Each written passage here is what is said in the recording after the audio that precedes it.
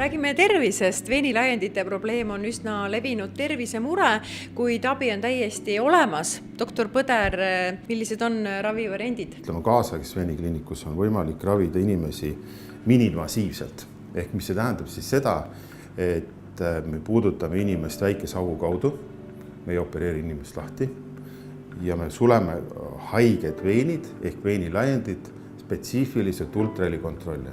Veene on inimesel palju, veresooni 10 000 kilomeetrit, aga põhimõtteliselt on võimalik ülitäpselt vaadata, kus kohas on klapi puudulikkus ja kus kohas see haigus saab alguse.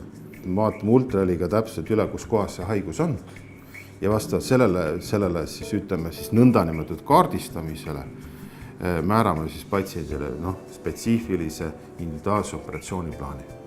Metoodikad on erinevad, oma olemuselt me võime sulgeda veeni seespoolt laseriga, me võime sulgeda seespoolt raadiosagedusliku ablatsiooniga, me võime ka veeni liimida, me võime teha vaht skleroteraapiat, aga see väga sõltub sellest kohas, kus kohas on haigus ja millised on siis haiguse, ütleme, suurusjärgud. Iveta, mis on teid siia toonud? Mul on istuv töö ja jalad on turses ja valutavad ja otsustasin, et teen uuringu jalgadele. Kust algab veenilaiendite haigus või siis esteetiline probleem? Põhimõtteliselt veenilaiendid ongi haigus. Ainult mõtleme seda, mida me naha peal näeme, et väikseid pisikesi ämblikveene näiteks ja arvame, et see on iluprobleem.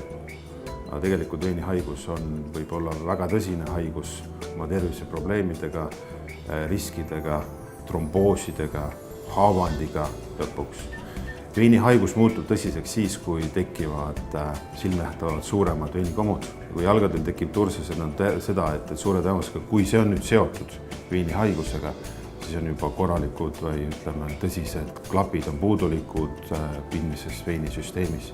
Kui tekivad sääre osa peale või sääre alumisse ossa tekivad nahamuutused, nahk hakkab pruuniks muutuma ja ta tekib niisuguseks tugevamaks muutub, nagu puituma hakkab, öeldakse ilumärkides, siis see tähendab seda, et haigus on jõudnud juba sellisesse staadiumisse, et varsti võib tekkida krooniline venoosne haavand.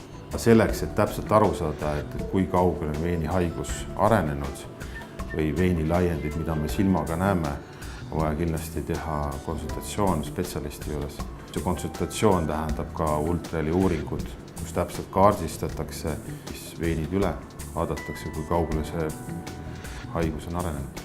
Kui te soovite vältida tõelise terviseriske, siis kutsume teid kontrollima oma jalgade veresooni Eesti veeniravikliinikusse, mis asub aadressil Raua 32 Tallinnas. Meilt saate abi.